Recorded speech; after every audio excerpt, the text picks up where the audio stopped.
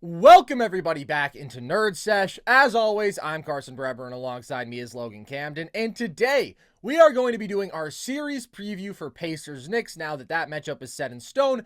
And we are also going to be reacting to the news of the day around the association, that being that Darvin Ham has been fired by the Lakers, Logan. But we'll start with the Knicks-Pacers preview, a good old-fashioned rehashing of a classic 90s rivalry. Of course, will look very different this time around. A Pacers team that not a lot of people would have expected in the second round. Of course, they got a favorable draw with the Bucks very injured.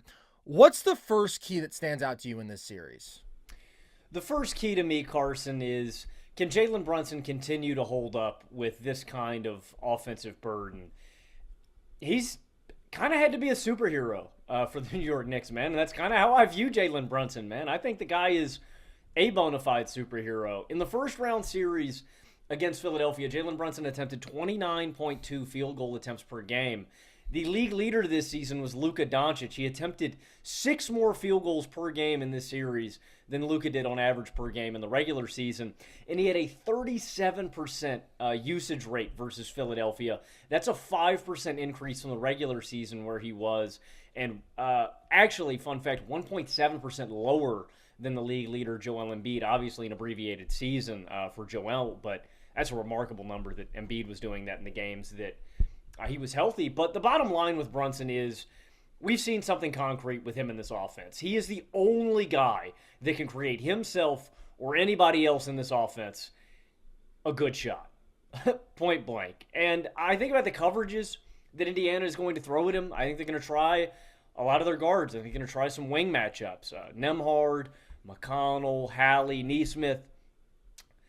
And in the regular season series, he kind of got to where he wanted against everybody in Indiana. You know, Brunson is so physical, man. And that's one of the things that I think translates to the playoffs more than anything else is physicality, strength. Guys that weaponize that physicality better than other players. And it's an easy identifying trait that is going to make you a good playoff player. He's just so physical, so strong for all these guys, especially Nembhard, McConnell, and Halley. And then I think he's too quick for Nesmith. Like, I think he's going to bully these Indiana guards around, Carson. And I think it's going to be on guys like Turner or Jackson to really disrupt him on the backside and, you know, consciously not overhelp off of Robinson and Hartenstein because he's great at that too, right? If you try to help off and contest a Brunson shot, it opens up something on the backside.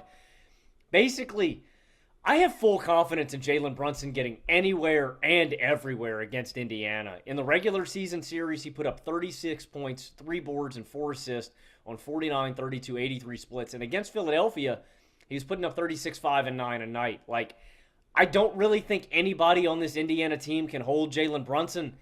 And I think he is far and away going to be the best player in this series, man. I don't know if there's anybody on Indiana that can really defend or hold up against Jalen Brunson, man. I think he's too physical. I think he's too methodical. He's a genius basketball player, and he's a superhero, man. I fully believe in Jalen Brunson, and I have full confidence in him dominating this series as the best basketball player in it. It is a significantly better matchup for Jalen than what he just drew against the Sixers, a team that was really quite well built to guard him overall and gave him fits throughout the regular season and had a bunch of really long athletes to throw at him on the perimeter, particularly Kelly Oubre, but we saw Batum hold up in stretches. We even saw Maxey defend him solidly in this series, and he got his rhythm going, but it was a struggle out of the gates. That dynamic is different here. And Brunson has to be fantastic because we may look at Indiana and say they're a 6 seed. They were basically handed a first-round win on a platter.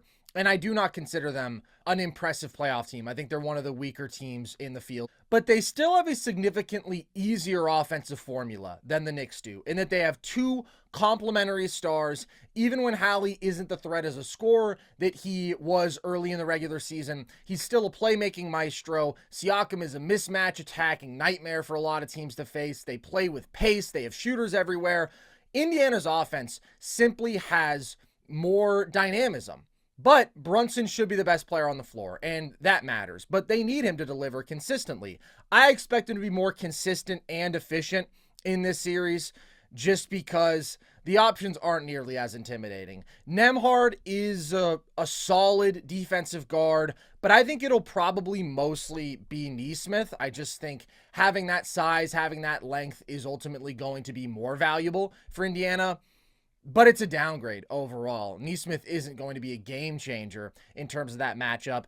And it's really just the totality of the team defense. You're just downgrading across the board. Turner is significantly less imposing as a deterrent than Joel Embiid. Of course, he's a prolific shot blocker, and he has been. But just in terms of the size, the pure rim protection, like, people actually shot pretty well around the rim against Miles Turner this year, only about 4% below their average, which when you're talking about a center, that's really a pretty middling mark. Whereas Embiid, you felt his presence as a huge deterrent all series. So I just think there's going to be an easier, healthier shot diet for Brunson. Indiana was the worst pick and roll defense in the NBA this year, Logan. Dead last. And when they trapped, which you think, all right, do they turn to that in spots? We saw the Knicks turn to that in the closing stretches of Game 6. Just get the ball out of his hands because we can't deal with him in single coverage. Make other Knicks make decisions and knock down shots. They allowed 1.4 points per possession this year. Ridiculous. That's like allowing layup efficiency every single time. I just don't think they rotate well enough. I just don't think they're disciplined enough defensively. So they're just the weakest defense in the playoff field. They were 24th in defensive rating this year. It is very rare that a team wins a playoff series when they struggle to defend like that. They're not going to challenge you with physicality. They just let the Bucks, without Giannis and without Dame for 2 games, post a top 5 offensive rating in the playoffs so far. Brunson has to carry a crazy load, but I think this is going to be a lot easier for him than last series was. Couldn't date her, man. I could not date the Indiana Pacers. Nope. On the flip side of this, Carson, I think it's interesting to look at the other star guard in this series, and that's Tyrese Haliburton. I think that's the most interesting matchup to me, is watching these two guards go to battle. And a big question that I have about Haliburton in this series is how much can he legitimately create and score for himself? Haliburton is a genius. I mean that. He is you said a playmaking maestro earlier in the show, dude. He is a savant. I think Haliburton, no matter what context it is in, he is a positive offensive player. If he's not scoring the basketball at all, if he is simply facilitating and playmaking, he is that level of passer that it really doesn't matter. And what I mean by that is in terms of positivity, him being a positive to the offense. He's always going to make the right read. He's always going to make a great decision. And he's just fundamentally unselfish. Like, if there's an open guy and he can make the pass, he's going to make it. But I do worry about him generating offense for himself. He was a 39% percentile pick-and-roll ball handler in the first series. And against Milwaukee. It's not against great perimeter defense. And we've seen a staggering difference in Haliburton pre- and post-injury. Pre-injury, Carson, Haliburton was averaging 24 points, 4 boards, and 13 assists on 63% true shooting. Post-injury, he's averaging 17 points, 4 boards, 9 assists on 6% below that true shooting. Another staggering difference that I've noticed, too, he was averaging 6 attempted shots in the paint pre-hamstring injury, post-hamstring injury. He's averaging just 4. That's not a huge difference, but to a night, like, he's just significantly getting downhill less.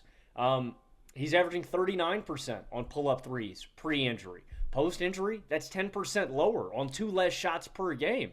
And in the Milwaukee series, he's 16 points, 6 boards on 9 assists with 55% true shooting. Carson, he shot just 27% on pull-up threes in this series. That is a huge part of his shot diet. He's taking basically 6 of those shots per game. And I don't want to undersell it. Like, a lot of people, Carson, have come out and taken victory laps on Haliburton now in these playoffs as a generator for himself and as a creator for himself.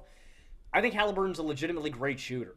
I think he's a legitimately great pull-up shooter. I just don't think he's at 100%. And so I think it's dumb to take a victory lap on that. But I think it's important to contextualize that that's always going to be a huge part of his shot diet, even with his hamstring injury or not. He's not a guy that creates a lot of downhill pressure. He's not a guy that really gets into the teeth of the defense consistently. Obviously, when he's fully healthy, he's doing it more, but Haliburton's always going to be a guy that relies on his pull-up jumper. So when that's not falling, I'm just really concerned about him manufacturing easy and consistent offense for himself. And as the lead offensive player for the Pacers, they're just going to need more from him in this series against New York. And it's been a really bad offensive series It was a really bad offensive series against Milwaukee. I talk about the struggle on pull-up threes. It wasn't just pull-up threes.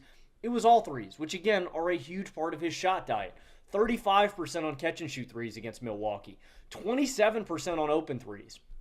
27% on wide-open threes in that series. Like, the Pacers are just going to need him to do more.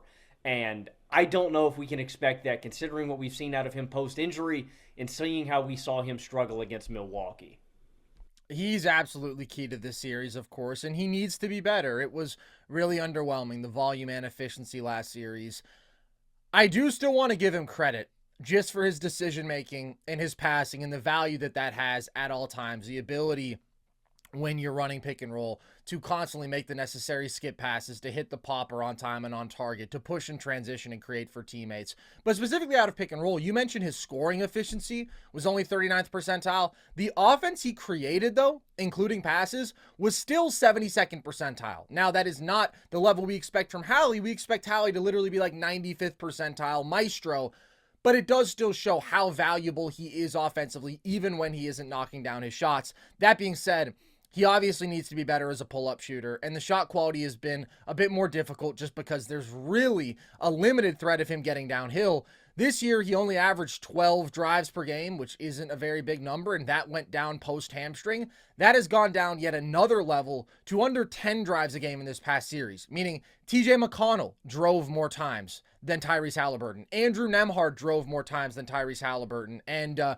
that's against the drop coverage where the whole idea is basically to keep him from getting all the way downhill and to keep the roller from getting all the way downhill. Or when Brook wasn't in drop, they'd switch and then double to basically force the ball out of his hands. I do think you will see New York play more up at the level of the screen with Hartenstein and with Robinson. I think both those guys are significantly more mobile than Brook Lopez, and so they can guard there, and they can basically force Hallie at least to try to turn the corner on them and see if he can get downhill. So maybe he isn't as pull-up jumper reliant, but that is his greatest weapon as a scorer, and that weapon just hasn't been efficient and hasn't been effective as of late. And the Knicks have much better defensive personnel to throw at him. I think this could again be a big Deuce McBride series just because he's an awesome point of attack defender and he's been playing well offensively. Get him out there on the floor.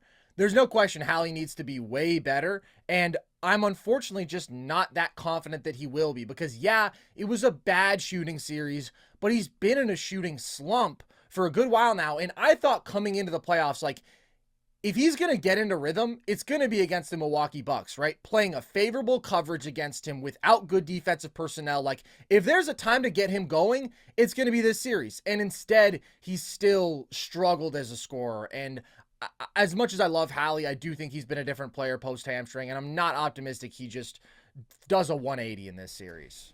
And the most alarming thing to me about that Milwaukee series is that he was getting a lot of open looks. Like, the Bucks were conceding so many wide open threes that healthy Hallie is frankly just making.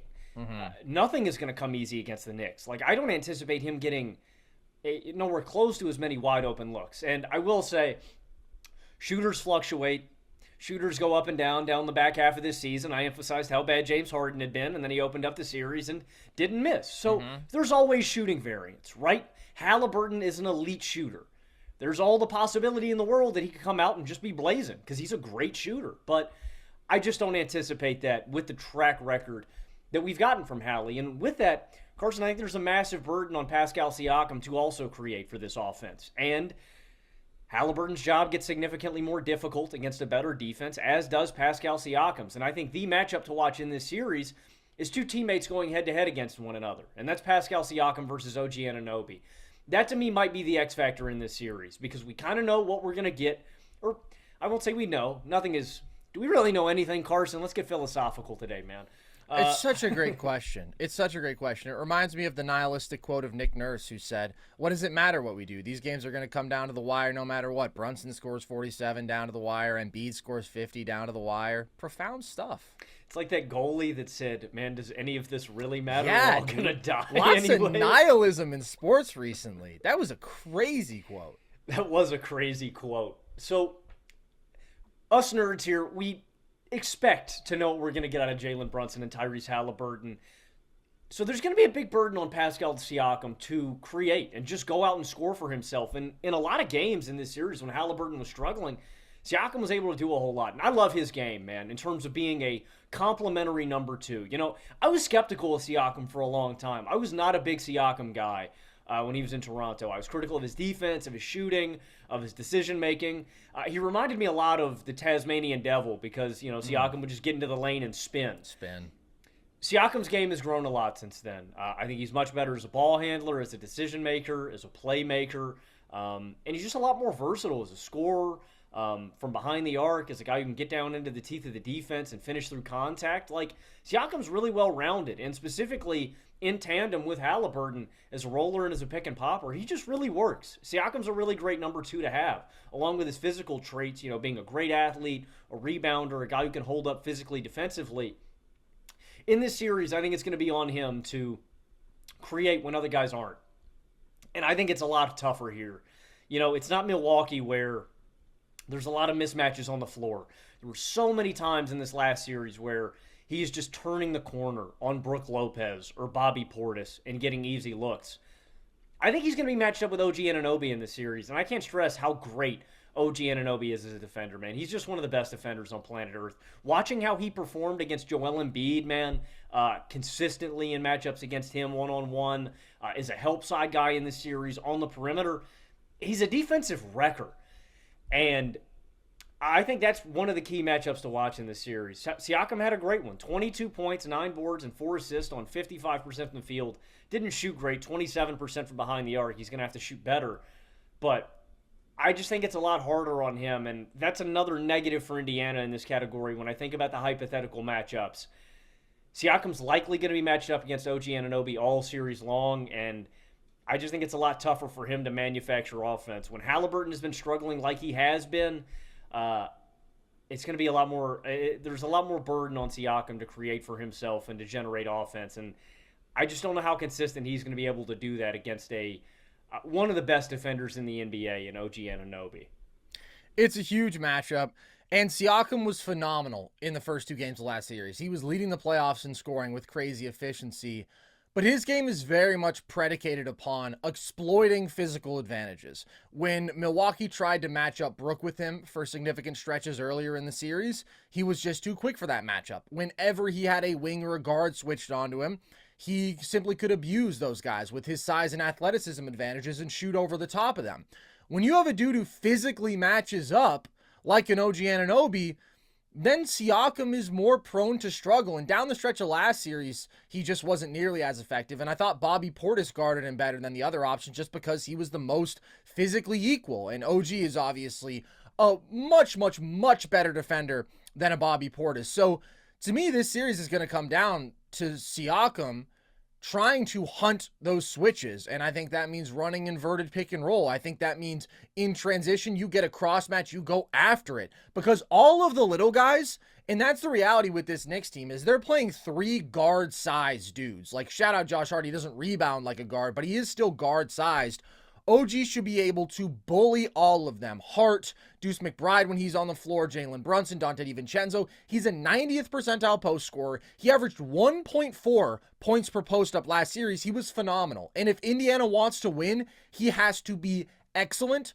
I do think the OG matchup is a very challenging one for him, though. And if it comes down to those two just going at each other, then I think you will see a quieter Siakam series. He also came out hot as a jump shooter against Milwaukee and then struggled down the stretch. He was 10 of 35 on jump shots over the last 4 games. So he took a step back, and they ultimately just can't afford that. Because when we look at these supporting casts, that's absolutely going to be key to this series as well.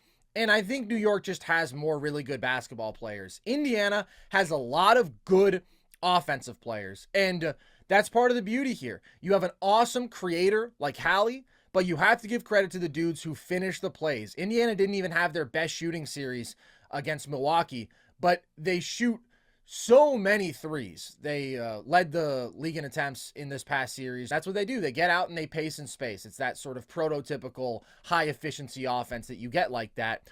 But their value does swing more with their shot making, whereas from the Knicks supporting cast, like, I just know that I'm going to get consistent impact because they're going to win me extra possessions, because they are going to work to make your best players uncomfortable, because several of them are very good decision makers and playmakers.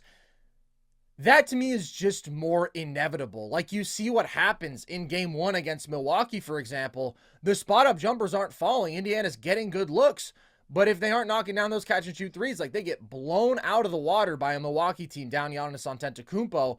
I do think New York is just much more consistent. Even though their offense and their spot up shooting, and even Jalen Brunson wasn't super consistent throughout this past series, it is that defensive foundation. It's the fact that they grabbed 37% of all possible offensive rebounds last series, and this Indiana team, not very good on the glass. They were 26th in defensive rebound rate. I just believe in that foundation. By far the better defense, more quality basketball players ultimately who I trust, even though the Indiana guys were awesome in game 6, the supporting cast, and the best player on the floor. I like that formula a lot for New York. Yeah, I do too. That's the next real big key is, can Indiana out-hustle New York? It is going to take a dogged effort from Indiana to compete on the glass in this series. New York is huge, but they're also just hungry. That team wants it, man. 5th in rebounds per game, number 1 in rebound rate was New York in the regular season. Indiana, 28th in rebounds per game, 23rd in rebound rate. Like, I know Indiana's big too, like with Turner and Siakam, but there's a different level of size with Indiana, and there's a different level of intensity. And you talk about the offensive difference too. I like the collective in the sense that I know New York is going to have guys cutting back door. I know New York is going to have guys in transition getting to the hoop, finishing through contact, like the Josh Harts and the DiVincenzos of the world. There is a level of dynamism that I like a little bit more with New York than Indiana. And in the regular season matchup, too, I think it's interesting. You know, Indiana handedly wins the regular season matchup, 2-1. They post an offensive rating of 124.9 against the Knicks, defensive rating of 116.8. They got a net rating of plus 8.1. But we don't see OG Anunoby, or Mitchell Robinson in the regular season series whatsoever. With that dynamic flipped on their head, with two super physical guys like that into the fold here, I really do like that formula for New York, man. And I just think it's a lot to overcome for Indiana, man. The battle on the glass, the defensive intensity that they're going to face. I just think that New York's the more physical team. I like athletic, physical teams. And I think the most significant battle is going to be how Indiana gets beat on the glass, man. I think it's going to take them drastically outperforming expectations there.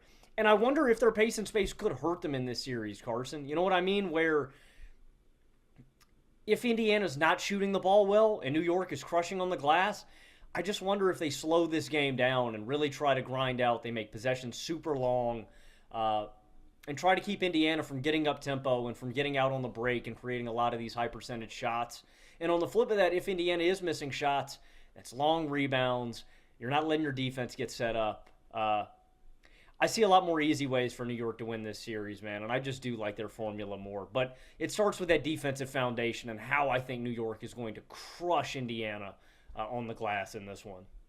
Pace is definitely going to be an interesting dynamic this series because nobody likes to play slower than New York and nobody likes to play faster than Indiana. And so whoever dictates pace will have some advantage there. But I don't want to undersell Indiana's offense. Indiana's offense is awesome. They were awesome even with this subpar version of Hallie post All-Star break. They were awesome with Siakam on the floor and Hallie off once they made that trade. They posted an offensive rating of 126 with Siakam on the floor and Hallie off. They were awesome this past series. Like, they have a lot of weapons. This is clearly just the better offensive team to me. There's too much of a burden on Brunson, and the offensive skill from the supporting cast is too inconsistent. And even if you do make this more of a half-court game, Indiana's a 90th percentile half-court offense, and Hallie's going to create a lot of good shots there. So they are the better offense.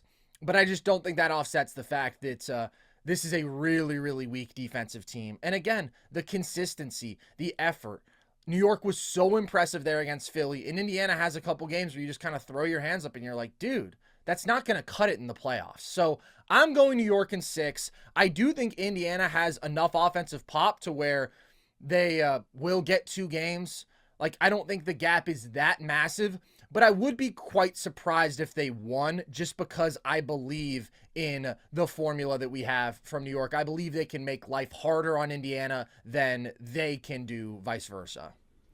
It is an interesting dynamic that the Knicks defense is going to go from a team that's very isolation dependent without a lot of ball movement in Philadelphia, where a lot of their possessions are, Embiid, isolations, him just touching the rock, and it can slow down. Indiana, the ball moves fast in Indiana, but I also don't want to undersell how disciplined this Knicks defense is too. Like, the Pacers offense is great, but and I expect them to generate some good shots, but this Knicks defense is great too. I'm going to take Knicks in 5, Carson. I think Brunson eats in this series. I think the Knicks dominate the glass. I would honestly be surprised. I would be shocked if Indiana won this series. Actually shocked. I would be stunned if they even stole 2 games, man. I think the Knicks are concretely the better basketball team. I think they're the better team, but I can just absolutely see a world in which Indiana gets 43s in a game and they make 18 of them, and like they could do that twice in a series. They have that sort of offensive pop, but I agree, putting it together for 4 out of 7 is tough for me to see. All right, let's talk about this Darvin Ham news, Logan. Seems that basically all Lakers fans have been crying out for his head for quite some time now, and they have gotten it. Do you think this was the right decision by LA to fire Ham? Yeah, I don't think Darvin Ham's a good basketball coach. Me and my boys ended up calling, at the end of the season, dude, we were calling him Darvin Ham Sandwich, because that's what he looks like he's thinking about on the sideline Nice. the whole time. Yeah, you Sitting should there. make a shirt with that. Trademark that. Just him sitting with a thought bubble and just a ham sandwich up there, man. Well, whatever Yeah, your man. creative vision is. Good old Darvin Ham Sandwich, man. And that's it symbolizes him as a person, man. He's just bland. Like, when you think of a ham sandwich, it's like, oh, man, I got to eat a ham sandwich, It's dude. not Really? great. Just, plain white bread, not even toasted, man. No mayonnaise, no lettuce, no tomato, no cheese. Just a ham sandwich, man. Yeah. Good old Darvin Ham Sandwich, dude. I don't think he's a great coach. I put this squarely on his shoulders, the regular season shortcomings of the Los Angeles Lakers.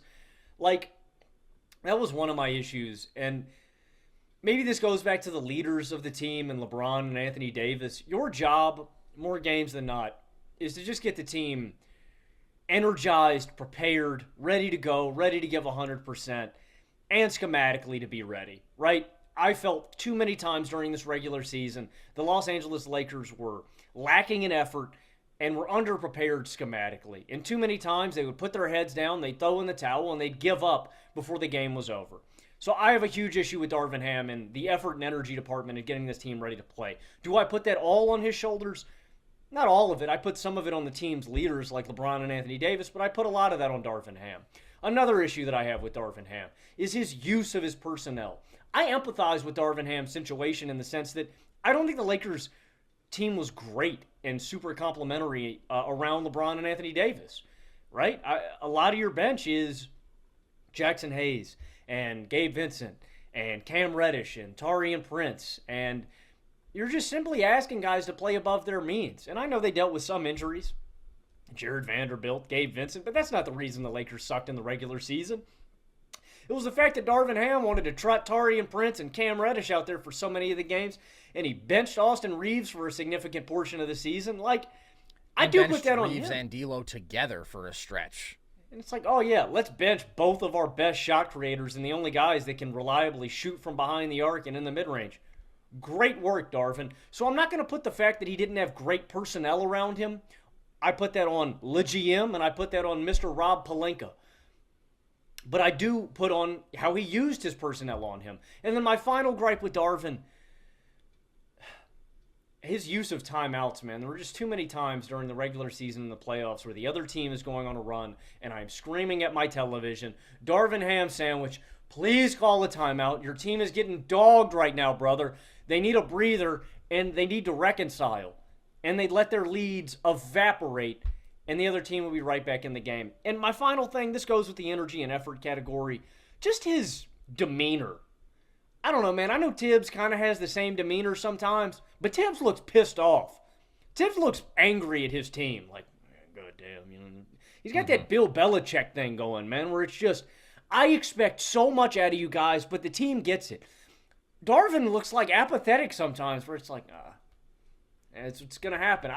I don't see enough fire and care with Darvin, man. Ultimately, man, too, I don't really, Carson, know how much a Lakers head coach can really impact the team. Like, is LeBron the de facto head coach? Like, is that the conclusion that... Is this even like a position that you would want if you're a guy that's going to come into this situation? It's a really toxic head coaching position, man. And it's a really hard job. Like, I wonder at this point, man, if this is even a job that I would really want if I'm a prospective candidate for the Lakers. Because at the end of the day, if you lose and the Lakers get eliminated in the first round and you underachieve in the regular season, is there a silver lining? Like, if you win the title, it's whoop-de-doo. LeBron won another ring. You know, nobody gives any credit to Frank Vogel for winning that chip, and if you get bounced, it's all on your shoulders. I don't know, man. I don't think Darvin Ham was a good basketball coach. I think the Lakers made the right decision in firing him, but it's not an enviable job, and I really don't know if it's a job that I would want if I was a prospective candidate for the Lakers. It's tough, and that leash is obviously very short. Frank Vogel experienced that. Darvin Ham was not a good basketball coach, so I think that this was the right decision. But I think this was more about the regular season than it was the playoffs. The playoffs is what draws the most attention, and I think a lot of Lakers fans were done with Darvin already, but that was when I was like, this guy is just clearly not a good basketball coach, frankly incompetent at times. Way too many awful effort stretches, and yeah, you can put that on the players, absolutely, but like the head of the snake, the coach is responsible for that as well. This was the worst effort team in the league. That does not reflect well on Darvin Ham. And then the various starting lineup combinations that we saw, just absolutely disastrous. The stretch where both Reeves and D'Lo were coming off the bench, like staggering their minutes, starting one and benching the other is one thing. Do I think it was right to bench Reeves over D'Lo? No, because I think Reeves is better. But to say, okay, we need one shot-creating, offensively oriented guard, and then we need one of our point-of-attack athletes, and we want to pair them together in the backcourt, that makes some sense, right? To say, hey, what if we took our two offensively oriented guards, who are our third and fourth best players, and we benched both of them so we could start two offensively inept but athletic defensive guards, but who ultimately just aren't very good basketball players? Like, that was insane. That was a moment where I was like, did an NBA head coach actually do this? Like, is there something we're not seeing here? But it was just terrible coaching. Taurean Prince started a vast majority of this season. Started a lot more than Rui Hachimura, who didn't have a great playoff series, but Rui's just better. He's bigger. He's more skilled offensively. Prince was getting killed on the glass. They were -7 on off with him on the floor. They were significantly worse. Cam Reddish was playing a bunch, and his defense was fun for stretches, but offensively, he was just way too inconsistent and not at the level that they needed. And he was, again, starting for a solid stretch this season, playing over 20 minutes a game. So that's where I feel like he cost the most, and that's where they ended up in this position. You have to play the Denver Nuggets in the first round. If they were a better regular season team with more consistent effort and more coherent lineups, then that probably wouldn't have been the case. There were still postseason issues. I still think you saw rotational stuff. D'Lo playing more minutes per game than Austin Reeves is weird to me. When D'Lo had some awful games. Neither of them were great, but Reeves was more consistent. He was at least bringing some value defensively. D'Lo just had some nightmare games. Vando was available for Game 5, didn't play, and maybe he didn't feel totally ready to go or whatever in the moment, but Taurean gets 19 minutes, goes 0 of 5. Like, if Taurean Prince isn't knocking his shots down, then I would rather have Jared Vanderbilt out there every single day of the week. Starting the series with Rui on Jokic to me was telling, because it's just like, we've seen that this doesn't work. In the regular season, you got abused like that. And of course, he moved off of it, and they tried different looks, and they ended up doubling more aggressively in the final game and a half of this series, which I think was the right decision. But it took a while to get there, and the place that they started was not good. So he got out coached. I didn't think it was a disastrous series from Darvin Ham. I think ultimately the Nuggets players soundly outplayed the Lakers players down the stretches of these key games. Murray and Jokic took things up a level. Anthony Davis didn't play all that well. And that's what it comes down to. That's where I was like, you want to put everything on Darvin Ham? That's foolish. But he's not a good basketball coach. It certainly seems like the players had just kind of lost faith in him. The Anthony Davis quotes about how we don't know what we're doing. And they ultimately just don't have time to waste with 39-year-old LeBron James. So I think this is the right decision. It annoys me when people, and this happens with the Lakers because they're so under a microscope, want to put it all on one guy. Often it's the coach. But if they had run it back with Darvin Ham next year, I'd be like, why? What are you to gain from this? What do you still have to learn? He is not ready to be the coach of the Los Angeles Lakers as they try to contend, at least in the final years of the LeBron AD era. I mean, looking forward to that, one, I just want your opinion, Carson. Like, what do you think about this job as a whole? Would you want it? And then two, what kind of head coach do the Los Angeles Lakers need? Like, is there anybody that can step in here? And that's the difficulty is, like, that's the thing that I've always thought is troublesome about this is the power dynamic between, like, a LeBron and the head coach. Like, is there a good answer? Are there any potential candidates? Yeah, so, I mean, I guess those are some of my questions. Any potential candidates? Is this a job that you would want as a coach? And what kind of coach do the Lakers need? It's a good question. I do think it's a tough job. However, it's not a bad job just because of the basketball talent that you inherit. The first candidate who stands out to me simply because he is the most proven and the best head coach who currently is not a head coach is Mike Budenholzer. Now, would there be frustrations with him in LA? I'm sure he would get scapegoated some. We know that he historically has been too rigid in the playoff environments, and that has cost the Milwaukee Bucks, but he also coached them to a title, and he's one of the best regular season coaches that we've seen, and I do think you would have a very coherent identity under him, and you would ultimately be a better basketball team. Phil Handy is another option who stands out just because that's a LeBron guy. You can keep things in-house, you promote him. That to me would be prioritizing like the relationship aspect of it, saying, okay, LeBron, we're going to go with a guy you like. But whoever LeBron wants should definitely be a strongly considered, if not the favorite here. The last guy who I had, who I don't know if he's the best fit, but I'm just really intrigued and I wonder if he gets a head coaching job somewhere, is Chris Quinn, the lead assistant for the Heat. Just because that guy is always so active and it feels like he is damn near a co-head coach. And just if anybody is soaked up that much Spo knowledge and gets the identity that much, I would be interested in taking that guy on, but also that's sort of antithetical to this Lakers vibe right now. I don't know if having a real Heat ethos is matching up with what they're doing. So it's a tough job. I don't think that there's a perfect answer. I would just try to get the best basketball coach. How about that? That's where I would start. And I think that that's probably Bud out of guys who are available right now. But there could also be some young assistant who we haven't really got to see shine yet. Any credence to the JJ Redick rumors? Boy, wouldn't that be weird. I'm going to go ahead and say no to that. And that's the other thing with an assistant. This isn't a job where you have training wheels. This isn't a job where you have time to learn, right? You don't get a year or two of, okay, we're figuring stuff out together. No, the pressure and the spotlight is on you immediately. And I can't imagine JJ having no high-level coaching experience wanting to step into that. I also can't imagine LeBron, even though JJ's his guy, like, he's older than JJ. Like, that's just a weird dynamic. That doesn't seem feasible to me at all.